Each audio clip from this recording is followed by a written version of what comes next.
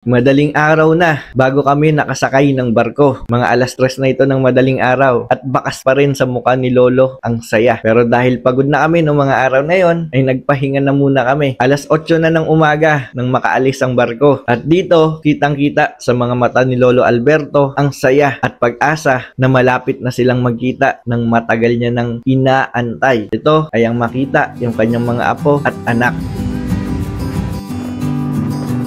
Tatay sa dagat. Yun, no? Kung sabi niya, baka may iwanan ka ng barko sa ito. Langoy na ngayon.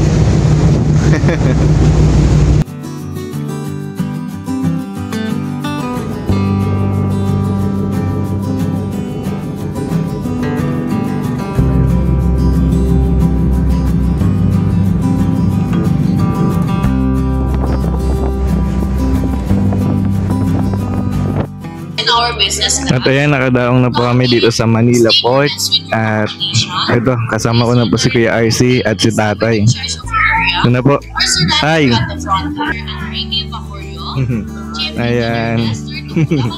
Mamaya magkikita na po sila ng kanyang apo. At lumapag na nga kami dito sa pier ng Manila. Pagbaba pa lang namin ng barko ay kitang-kita na yung saya sa mata ni Lolo Alberto Torrevillas dahil sa loob ng mahigit 30 years ay nakatungtong ulit siya sa bayan kung saan siya isinilang. At ito na nga ang plano, pagbaba namin ng pier, susunduin kami ng panganay na apo ni Lolo Alberto Torrevillas. At ito na, pabiyahe na kami ng Laguna. Medyo mahaba-haba yung aming lakbayin. Alam nyo, yung pamilya na sobrang tagal na hindi nagkita. Una, parang awkward yung feeling kasi syempre, first time nilang nakita si Lolo Alberto Torrevillas sa buong buhay nila. Lumaki na lang sila na hindi nila talaga ito nakikita si Lolo Alberto Torrevillas. Medyo awkward, kumbaga, syempre, parang first time talaga, parang stranger kung tutuusin. Pero nandun pa rin naman talaga yung lukso ng dugo at kitang-kita mo talaga kung gaano sila kasaya ng mga araw na yon. Kasi isang way rin ito kung bakit sila nagbabanding-banding. Kumbaga ito na yung parang pinaka-reunion nila. Sino nga ba naman ang hindi matutuwa na makita yung ninuno mo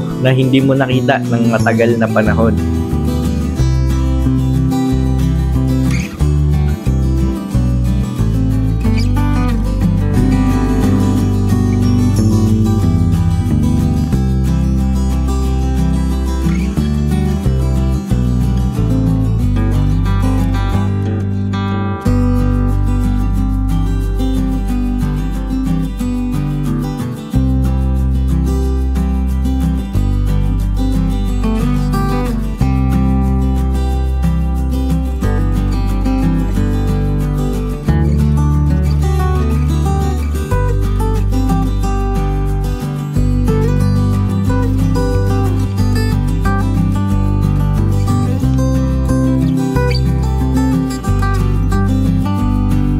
At nandito na nga kami sa Laguna.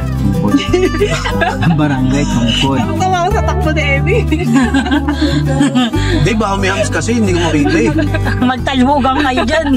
Baka mamaya. Ayun na, malapit ka na. Hindi, bakit hindi niya kita yung hams? Wala yung hams eh. Walang kulay eh. Oo. Alam mo naman, malabo ang mata nito eh.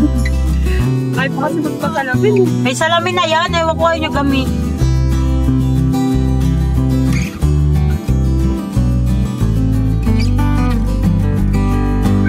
Pwede hindi, maya na. Yan na. okay na? Maya na. Hey, wait lang. Mauna ka. Mauna ako. Tay, wag ka muna. Saglit lang, tay. Para. Tara. Ngayon ka, tay. Ayun. Magandang araw po. Kayo po si ano? Sir Elio. Opo. Tony po, Tony. At sabo kuya ko si Kuya IC. At ayun. At ayun. Ito na po si ano? Si Tay. Tatay. Ito na si ano, Tay. Ayun.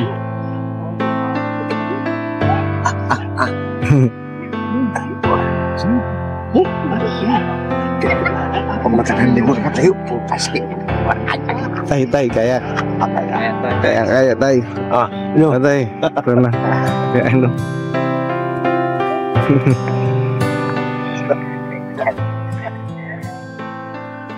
Ayun. tayo. Ay, sila rin. Kaya pa hinintay. Wala, ganyan. Oo, yung ano mo. Ayun. Tara. Yung hinihingi tabag mo ba? At ayun, nakita na po rin yung mag-ama. After 30 years, ayan, nakita na po si Lolo Alberto Terbillas saka yung bunso niya pong anak na si Sir Rogelio. Ito po. Ay, ikot kami. Hindi pala. Tayo pala.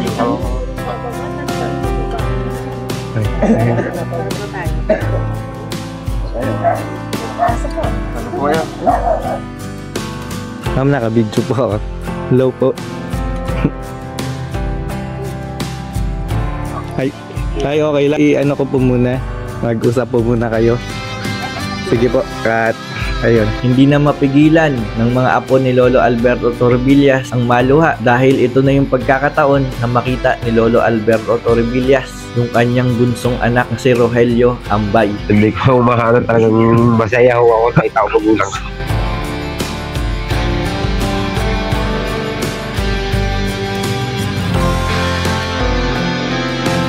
At ito na ang isa sa pinakamatagal na hinihintay ni Lolo, ang mayakap at makakwentuhan ang kanyang bunsong anak. Malungkot nga lang na balita ang nangyari doon sa dalawang anak ni Lolo Alberto Torrebillas dahil itong panganay niyang anak nasawi na rin, at ganun din yung nangyari dito sa pangalawang anak ni Lolo Alberto Torrebillas. Nasawi rin ito. Ang importante, meron pa siyang buhay na anak, at ito, nakapagkwentuhan sila.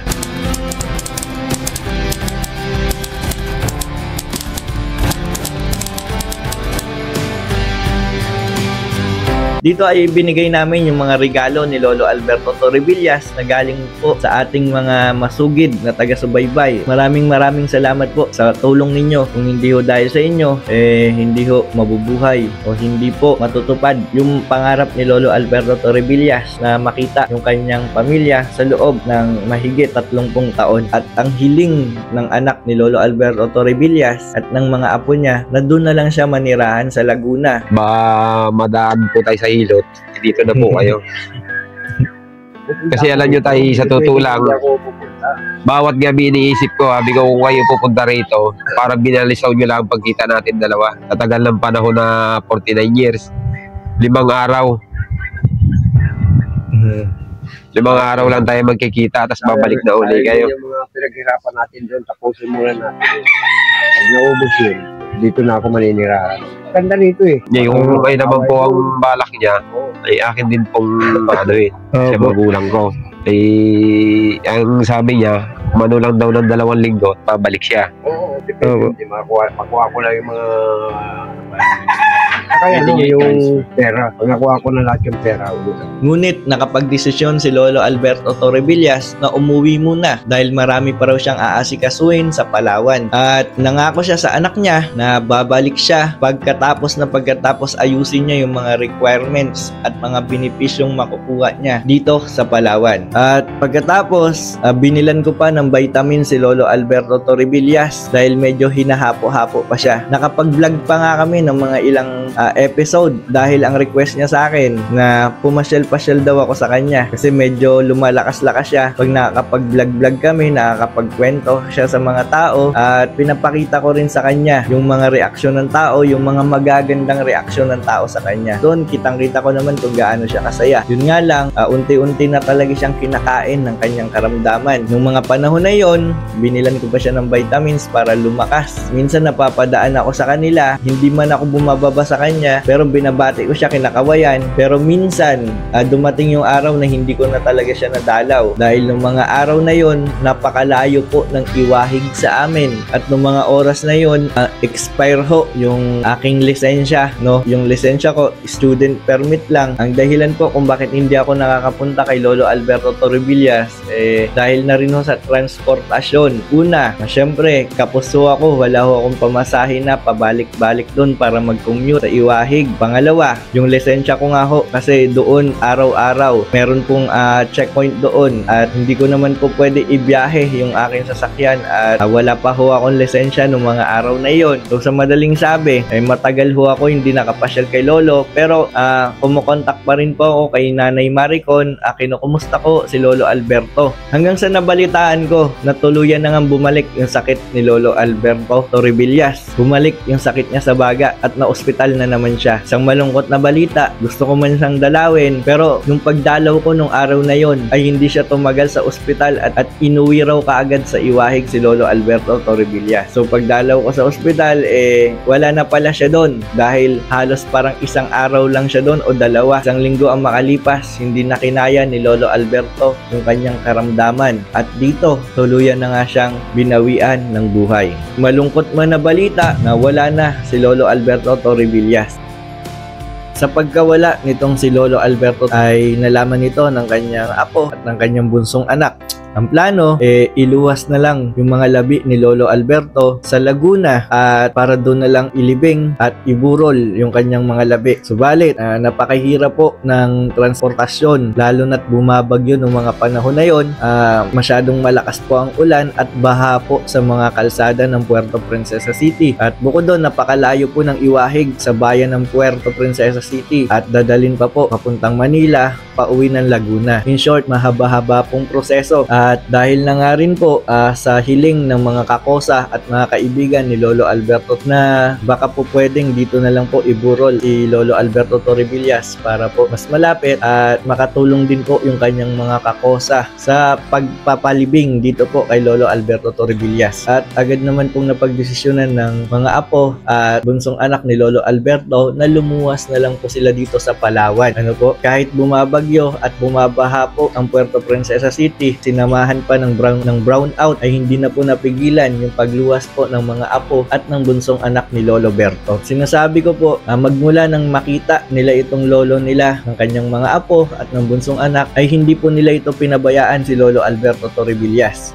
Kahit malayo po sila, kahit nasa Manila po yung mga apo ni Lolo, ay ito pong dalawang apo ni Lolo Alberto Torrevillas kay Evangeline. Yung panganay po ni Evangeline at yung sumunod ay talagang tumutulong. Opo, tumutulong po sa pagpapadala ng mga kinakailangan po ni Lolo. Papadala po sila ng pinansyal upang meron pong pantustos si Lolo Alberto Torrevillas sa kanyang mga pagkain sa araw-araw. At ganoon na rin po, kinukumusta rin po siya ng kanyang bunsong anak na pinipilit na nga ho nila na umuwi na, pero ang sinasabi ho ni Lolo Alberto Torrevillas kahit sa akin noong mga araw na yon ay may tatapusin pa raw po siya. May kailangan pa raw po siyang kuning mga benepisyo bago po siya umuwi doon po sa kanyang anak sa Laguna. Bilang pagrespeto raw po na bilang anak ni Lolo Alberto at mga apo ay pinagbigyan po nila yung kanilang lolo sa kahilingan nito na magstay po muna ng Palawan. Time to time, ina-update po nila si Lolo at nagkukumustahan po sila madalas bilang saksi sa matagal nilang hindi pagkikita kung gaano siya kamahal ng kanyang mga apo. Doon pa lang ramdam na ramdam ko yung pagmamahal nila sa kanilang lolo. Kung po pwede nga lang nung araw na yun ay hindi na nila pauwiin si Lolo Alberto Torrevillas. Ngunit si Lolo Alberto ay nagdesisyon na pumarito at bumalik muna sa Palawan. Kaya dito na po nagwawakas yung kwento ni Lolo Alberto Torrevillas. Maraming salamat.